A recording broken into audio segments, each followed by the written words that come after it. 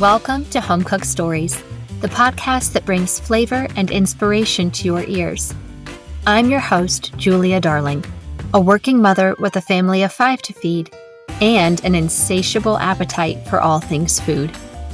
Inspired by the life lessons from my mom, I believe food has profound links to our lives, from family recipes that leave a legacy, to the culinary journeys that define our travels, and the food that shapes our culture and lifestyle.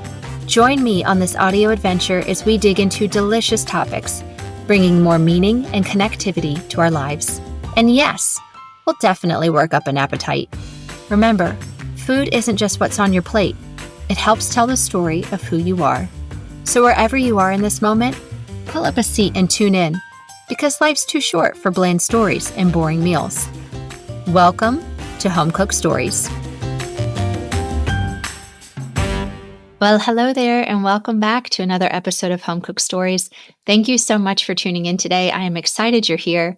Today's episode is a little different, but it's one that I have looked forward to and have often thought about recording, honestly, since the idea for this podcast came to fruition. I thought this would be a really good opportunity as we close out this year and look to usher in a new year to share kind of the origin story of how this podcast began, how I started it, what I hope it becomes for our community of listeners, and how this notion of food being such an integral part of our lives has really just been so central to my life.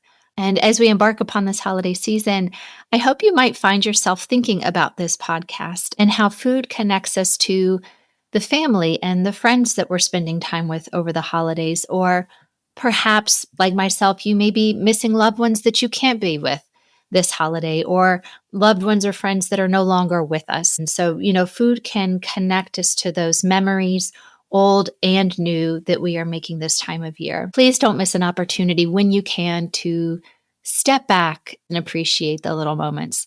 There's really kind of two sides to the holiday season, right? Or at least I have found this to be true. There's the festivities and the merriment and the peace, love, and joy that comes with this time of year. And then there's like this undercurrent of chaos, stress, high expectations, and more events than you care to count that you need to attend. Try to keep the latter in check and remind yourself that this can be a peaceful, restful time of year as well. And what's funny too is that as I think about like the holidays growing up and ones now, and even amongst that chaos, sometimes the messiness can make for the best stories after the fact. So if you find yourself in one of those moments over the next couple of weeks, just remember that in hindsight, they will make for a great story one day. But I digress, or perhaps this is my own inner monologue of a pep talk as we go into the Christmas season. So let me get back on track. And my intention for today was that, if I am to bring true connection to this space, which is my hope, I think it's important for me to give you this peek behind the curtain of how food has shaped a big part of who I am, and honestly kind of ends up being a bit of a love letter to my family and mom. So I am grabbing my spoon to give you the scoop, and let's get into it. I suppose to say that I've always believed that food is more than what's on your plate may be an overstatement, but subconsciously, I think I have always known this to be true and recognized its value. When I was really young, starting at 4 years old, my dad's career moved us to Brussels, Belgium for several years. And it was there at an early age that I discovered things like Belgian chocolates and Liège waffles and the farmer's market in the Grand Place, and how to order off an adult menu, even as a 5-year-old at any given restaurant. And so food was very much this complete sensory experience, whether you were shopping for food, preparing it at home, or going out to eat. It's funny, as best as I can remember, there was one, I'll call it an American grocery store, which by today's American standards is probably the size of some person's walk-in closet, but it literally was about that size, and it carried a lot of the American staples in our childhood of thinking about like Kellogg's and Post cereals and Kraft macaroni and cheese, and it was highly overpriced, so we rarely went there. But that was about the gist of my access to that food. And on Sundays, all businesses were closed. So it really was meant to be recognized of this day of, rest and gathering with family. And speaking of family on the home front, my mom was really the first person to show me how recipes carry stories and how these traditions that we pass on can anchor us and how food can be really both creative and grounding. We used to tease her a lot of the time because she was the only person I knew where we would sit down to have lunch together as a family, and she would immediately want to talk about what we were going to have for dinner. And it's like, oh my gosh, woman, we're we're eating right now. The last thing I want to think about is what I'm going to eat a couple hours from now. But now being a parent myself, I can completely relate. You are always thinking about the next meal that you have got to prepare. She was also that person that I would call up when I wanted to take a half hog butchering class at Porter Road Butcher when Stuart and I lived in Nashville. And she came with me and did that. And she was the one where we would exchange cookbooks with each other and gift them to one another. Always Ina Garten's latest release or anything rooted in French food or Southern baking were a lot of our favorites. And so it's interesting to see that as I started my own family, how that legacy just started to evolve once again. And suddenly it wasn't just cooking for my family, it was really passing down a lot of my childhood memories and making new ones. And then when my mom was in the ICU last year, true story, she had made the decision that she was ready to go into hospice. I remember in that moment walking over to her hospital bed, and I had pulled out my phone and the notes app on my phone. And I said, okay, if this is going to be it, I'm going to need you to tell me one more time how to make kibbeh, which is a traditional Lebanese dish that my grandmothers had made and she had made. And I've only made it once with her before, didn't take any notes, obviously. And so just knowing that that would be the last time I had to hear from her on how to make it, I wanted to make sure that I was able to capture that in the moment. So, food is really where we gather. It's how we remember. And food for me is home. So the next time you're frustrated, right, because you have spent the past 30 to 45 plus minutes cooking dinner, only to have your kids go, ugh, I don't want that. Or we always have this. You just know that you are serving a higher purpose and they don't know it now, but one day they will appreciate it more than we may ever know.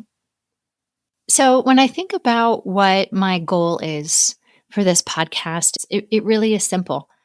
I want to help us slow down and remember what really matters in my own personal life and in hearing from friends. I think there's this general feeling of starting to lose touch with just the art of living well, if you will. And I don't mean living well from the vantage point of having wealth. Rather, it's about preserving a sense of connection with one another and really bringing more joy into our lives, whether that's simply sharing ideas and stories with one another for a sense of camaraderie, bringing people together for a sense of connection, putting enough leisure in our week or as much as we can to welcome spontaneity and creativity. All of these things may seem flowery and aspirational. I get it. Like we live in a society that pushes productivity and speed and efficiency and success. Like, yes, I work too in the corporate world, but that's why I think it's important to help each other feel grounded in our everyday life, to remind ourselves that food and travel and family can be so much more than just like the latest trend on TikTok. Like, this is the lens for how we can live and how we can connect one another. And I won't sugarcoat it for you, right? Most days I do feel like I am on that hamster wheel of life. So I want this space to feel like a bit of a break and a breath of fresh air in a busy week, like that friend that you look forward to catching up with every other week and walking away feeling inspired, nostalgic, and or seen. This is a community for meaningful connection, not just listeners. I feel oftentimes like we could all benefit from hearing from more people that are going through these life experiences in the moment, just like we are. And so it's more like we're in it together and figuring it out than always feeling like we have to have it perfect in order to share something, or that we have to have already figured it out. And so therefore we are the subject matter expert on the topic. Just trying to be as authentic as possible is something that I think we could all use a little bit more of. It's hard to believe that this experience in starting Home Cook Stories came to be this time last year. Having the idea in December to beginning the podcast in February and now recording the 13th episode with you here has really felt transformative on a lot of levels. I've experienced a mix of excitement, vulnerability, loads of self-doubt and self-discovery. There's something both humbling and terrifying about speaking into a microphone alone and hoping that, your stories resonate with those that are on the other side listening. And I have to say to all of you that have reached out over the past couple of months to provide your feedback, to share how much you may have enjoyed a certain episode, or sent episode ideas that you had for the podcast, or shared it with someone in your inner circle that thought would enjoy it as well. Like that right there, that's what it's all about. That means everything to me.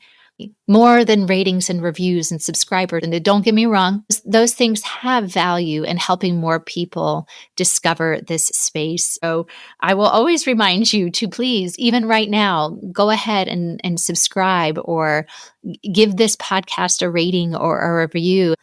But truthfully, it is more of that one-on-one connection and hearing from you that just means the world to me. So thank you.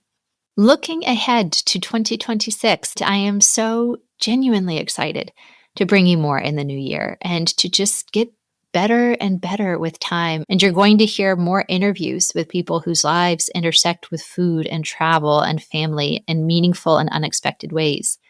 You're going to hear more travel episodes. We've been doing quite a bit of travel this past year, and I want to bring a lot of those places and experiences to life for you.